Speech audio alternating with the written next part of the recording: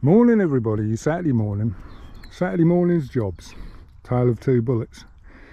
Right, we've got this one, nice shiny one, and this one was my winter one, which I went out to go out on today, and I noticed that the gearbox is getting a bit damp, a bit of oil around it, and I thought, why is that leaking oil? Well, I found out this morning. If you look at that little join there covered in grease and oil there, you watch when I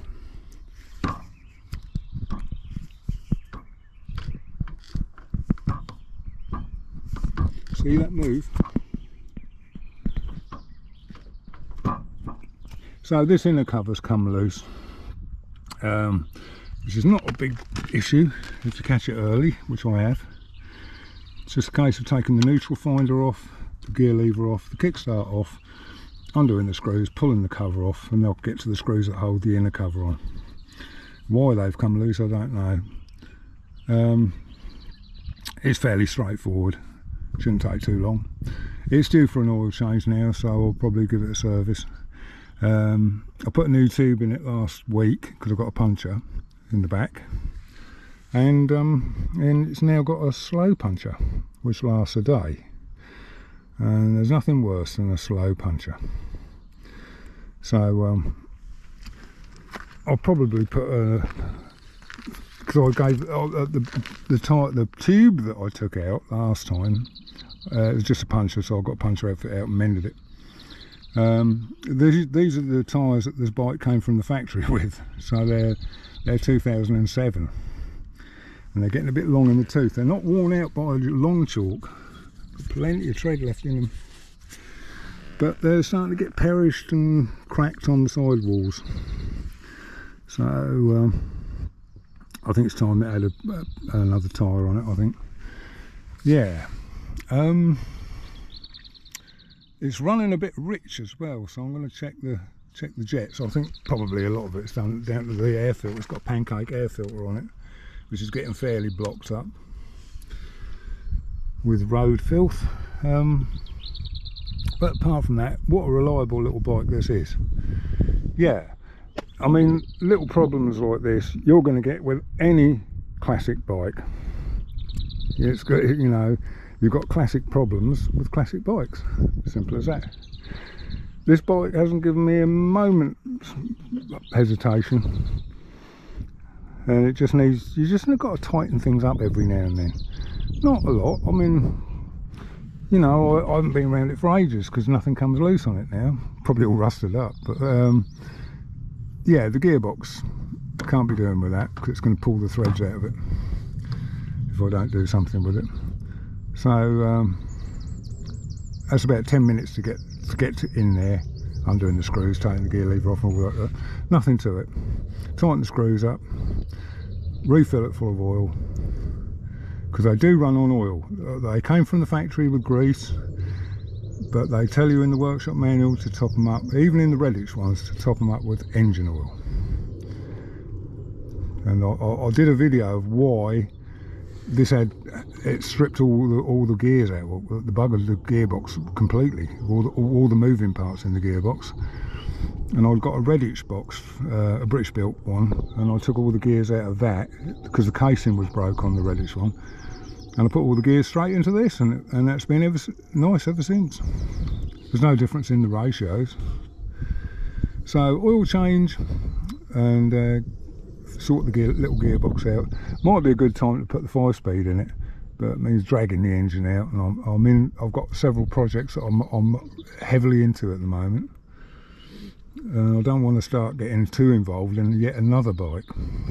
There's nothing wrong with a 4-speed box really, I suppose, for what it is. But it would be nicer with a 5-speed, and I've got a brand new 5-speed box and clutch sitting in stock, as so we say. Right, we'll move on to the second bike, but before I do that, I want to show you something. I changed the speedo on this one to a replica Smith's one, and it's pretty accurate. It's never given me any cause for concern. That's the speedo cable. You can see it goes up there, between the forks and up straight up onto the speedo. So there's very few bends in that because it's the right length. If we go over to this one, now there's quite a funny story attached to this.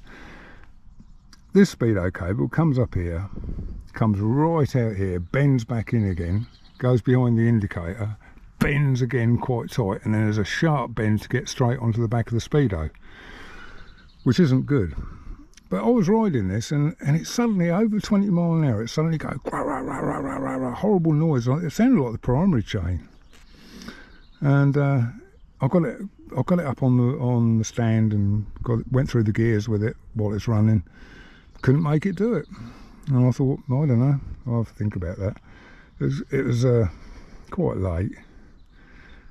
Anyway, about 2 o'clock in the morning, I woke up, and the first thing I thought of, I know what that noise is. It's a speedo cable.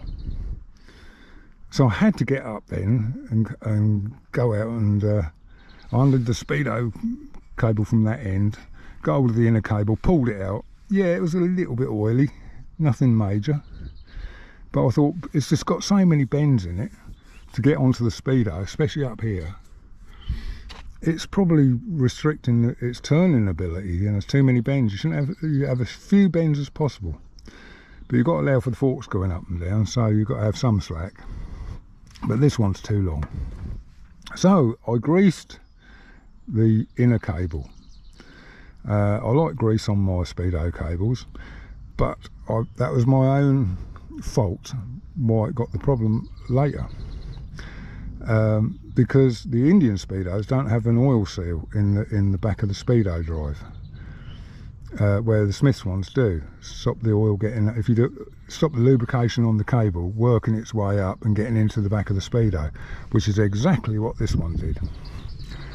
And I went out, did about 16 miles the next day, and the speedo cable was lovely and quiet. And I parked it up. I was out most of the day, came back to it later on in the evening, fired it up, started the ride back. It was dark by then, and I got the noise back again. And I thought, oh.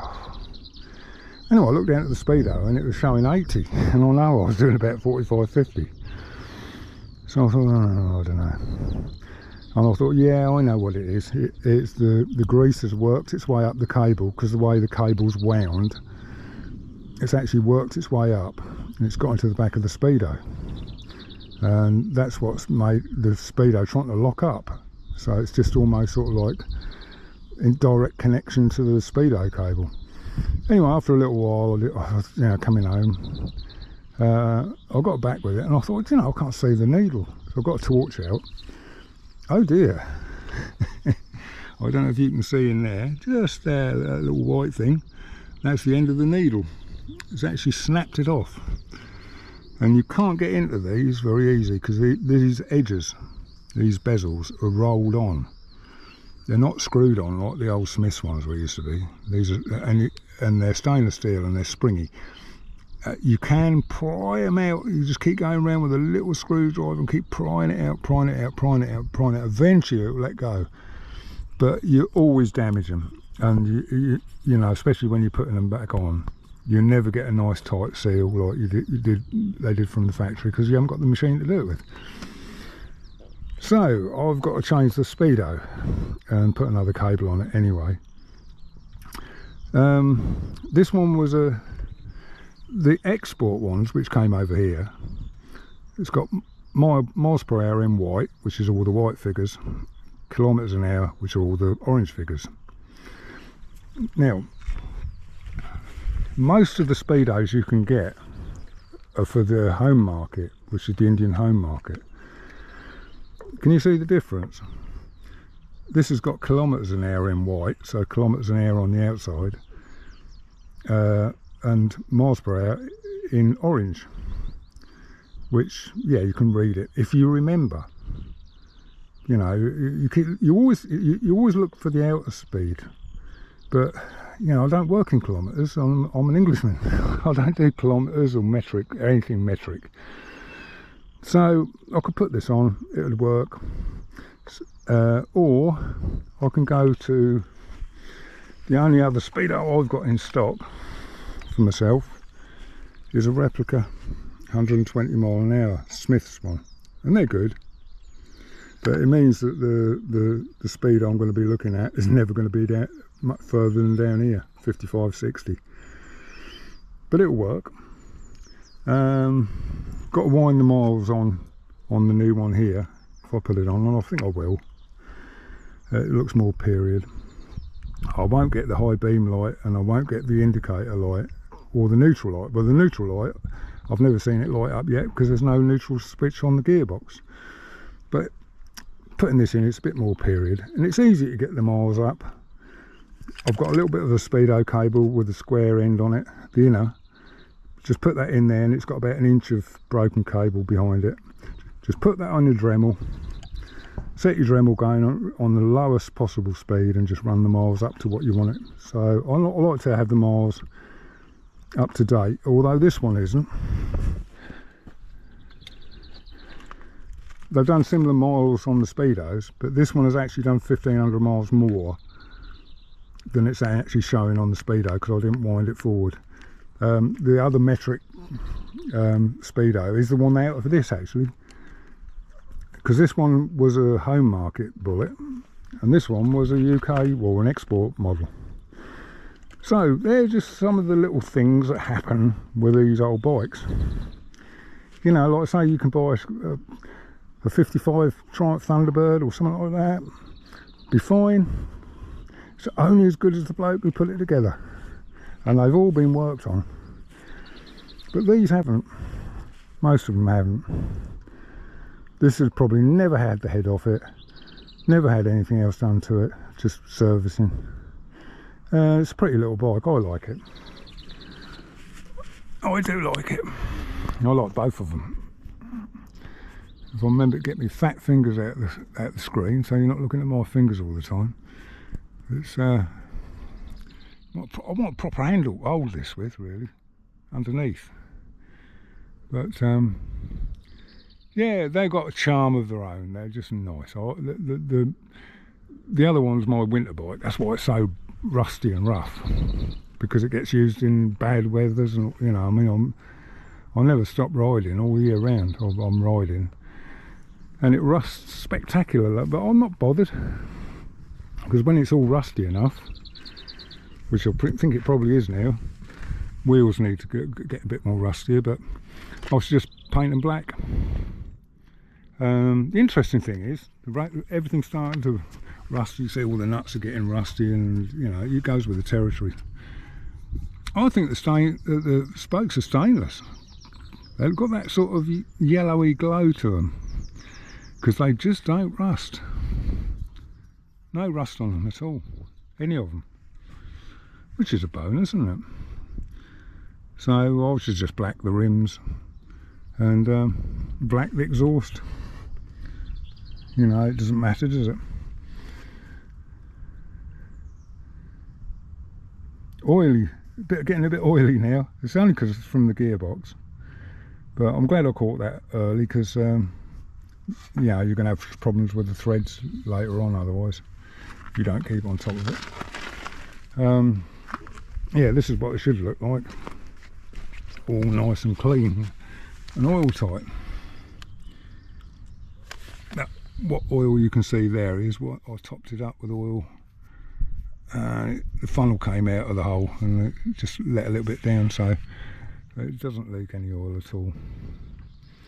So yeah, just if you do have one of these, be prepared to work, do little bits of jobs. I mean, they're all designed to be worked on. They're not hard to work on at all. There's nothing complicated in there. There's nothing in the engine that doesn't need to be in there. It's all in there for a reason, and it's simplicity itself, all of it. Nothing rocket science about it at all.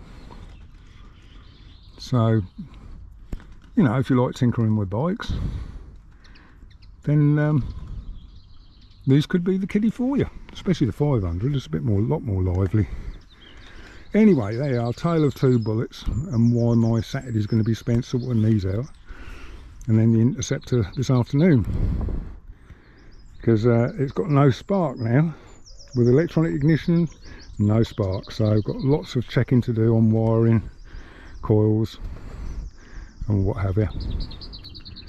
It'll be something simple. So there you are, tale of two bullets, things to expect when you own one. I mean, most people don't use them a lot. There's still really low mileage bullets out there to be had. People just say go for a Sunday ride and that's it, but I mean, I use them all the time. As you can see, got another seat coming for this because the cover's been out in the sun and it's got it's sort of weakened the cover now and it's starting to split there, split there. I thought I'd just put another cover on it, but for the price of a cover you can buy a new seat, and I've just ordered a new seat from India which is exactly the same as this one with the ribs in it, nice and comfortable. Same thing, 38 quid. Oh, was it 34? I think it was 34 with free postage. Can't knock it. Yeah, there's a little bit of VAT to pay, but there's no import duty because it's below 137 quid. So I just buy, you know, the stuff what I want as I need it. Anyway, that's enough. I'm sure you've got better things to do than listen to me talk about crap about old bikes. Who we got in here? Everybody likes to see the old pussies. Hello Amy, you alright? You can tell it's warming up, she likes getting in the shade. Oh yeah, hey? You like getting in the shade, don't you? Yeah. You're never far away, are you? Right, okay, I'll leave you at that and enjoy the rest of your weekend. And if you're riding, stay safe. There's some lunatics out there. You know what they're like. Anyway, take care. See you later on the next one. Bye bye.